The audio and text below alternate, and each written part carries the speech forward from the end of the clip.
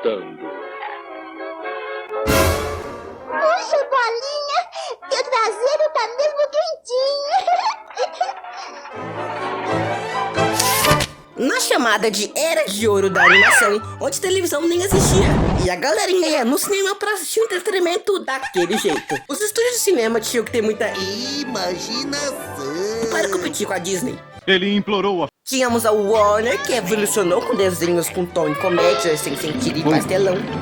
Temos também a Metro-Goldwyn-Mayer, rainha da violência infantil. Tínhamos também a Universal, com seus desenhos tipicamente loucos. E tinha a Paramount, que existia. Pra ser sincera, eu não tenho nada com os desenhos da Paramount, muito pelo contrário, eu até gosto deles. Mas o verdadeiro X da questão de quantas laranjas Julinho terá ao todo se dividir seus R$4 com seus 5 amigos, não, pera, o que eu tô falando? O real problema é que as animações que não são adaptações de quadrinhos existentes são cópias fajutas de outros desenhos. Em alguns casos, eles fizeram uma cópia de uma adaptação que eles mesmos fizeram.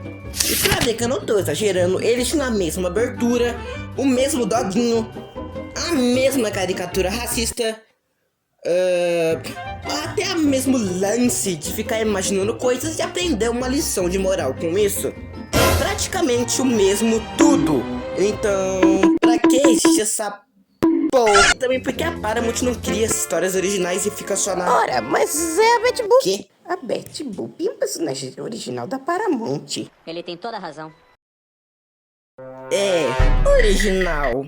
Se você, assim como eu, não tem medo de matar o gato com curiosidade, é porque, pô, ele tem outras vidas. Aí, comigo eu tava saudade de falar isso. Pegue seu prato de macarrão com salsicha, um copo de suco de água, uma bela fatia de bolo de capivara e vamos ver o conflito que rolou entre a Luluzinha e a pequena Andrew.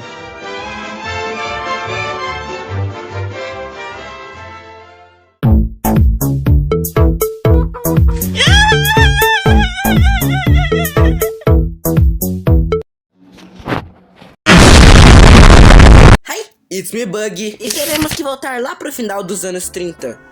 Época em que a Warner tava começando a ficar boa nesse trem de animação e a Disney tava crescendo com seus curtas e filmes. Porém, se a Disney tava só lucro, temos o outro lado que é a Paramount, que estava enfrentando problemas entre sua personagem principal, a Betty Boop, e as leis do cinema.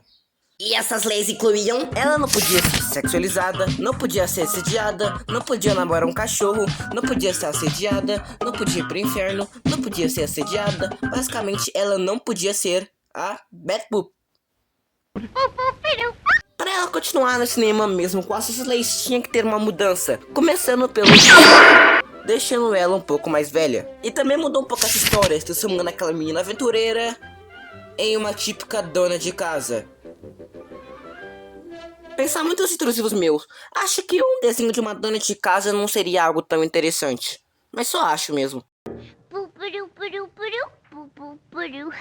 Graças a Deus, minhas faculdades mentais ainda estão funcionando e eu realmente estava certo. Um desenho de uma dona de casa não é lá algo muito interessante. Tanto que depois dessa transformação, ela começou a fracassar miseravelmente. Porém, pelo outro lado, a Paramount começou a fazer muita grana com a adaptação da tira Steamboat Willie, que trazia como personagem principal um baixinho careca que toda vez que esfregava a mão na cabeça de uma galinha, ficava no shape. Depois eles trocaram por espinafre. Acho que toda essa apresentação é desnecessária. Todo mundo sabe de quem eu tô falando. Quem é? Quem é o quê? Quem molesta esse cara? Marinha do Popeye, nunca viu não? Espinafre, Chuchu. Não tô lembrado não. Nunca nem vi. Por mais que hoje o personagem seja tão popular quanto esse canal, ele foi o suficiente pra reerguer a Paramount. Como esse negócio de adaptação deu certo, eles resolveram fazer isso com outra tira. Sabe quem é? Tá ali no céu! Vejam! É um pássaro! É um avião! Não, é a carteira de trabalho voador. E pô, até que se deu certo, mesmo com o fim da parceria entre a Paramount e a Fleischer, o estúdio que fazia as animações para a Paramount, essas animações continuaram sendo feitas dessa vez para Famous Studios, o estúdio da própria Paramount. Quer dizer, Superman foi feito só até 1943, quando ele foi banido. Já Popeye continuou sendo feito pela Famous por muito tempo, só que dessa vez Em cores, meu chapa. Com um desenho a menos, eles foram atrás de outra tirinha pra adaptar. No caso, essa tirinha sendo a Luluzinha. Criado pra substituir as tiras do Penduca, Marge, que é dona da Lulu, disse que criou ela como uma versão masculina do Penduca, já que assim poderia fazer mais babaquices sem parecer tão babaca. Tipo o que acontece com o Piu Piu. Ele caiu e fez. Uma criança dentada era exatamente o que os estúdios de animação queria. Não uma criança dentada, e sim alguém que ficava tirando outra pessoa do sério. E a Luzinha fazia muito isso.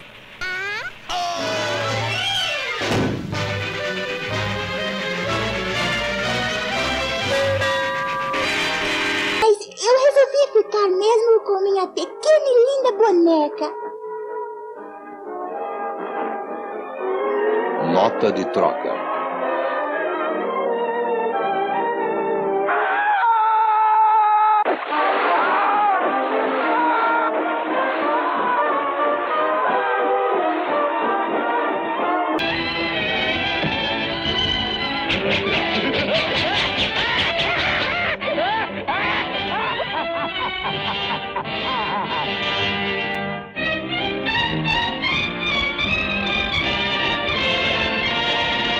Já que mencionamos características dela, vamos mencionar agora o primeiro episódio, Don't Boast. O episódio começa com a Petunia, a caricatura racista desse desenho, 1943, né? Chamando ela para comprar meia dúzia de ovos. Só que além dela comprar só 12, ela acaba quebrando esses ovos.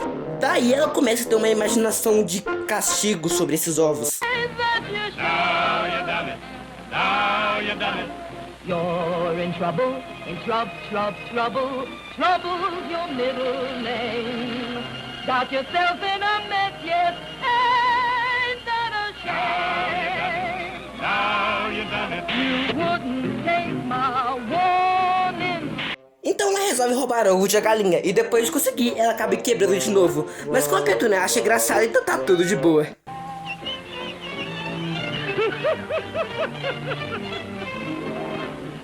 Temos alguns problemas aqui.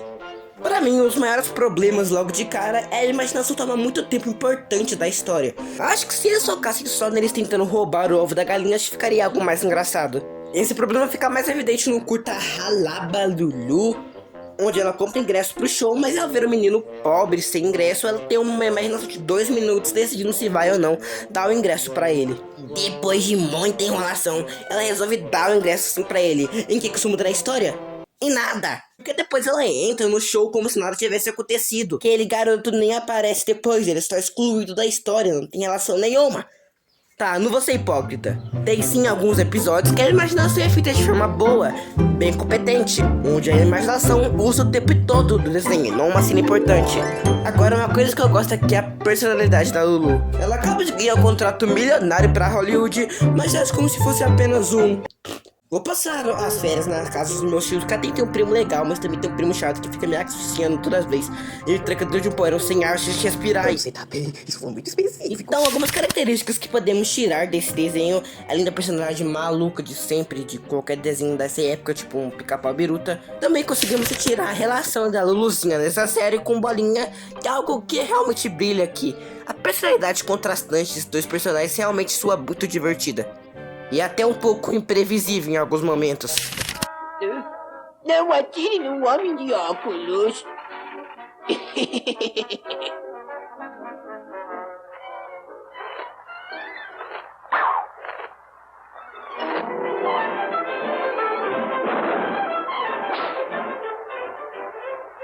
Agora sobre a Petunia, a caricatura racista de desenho...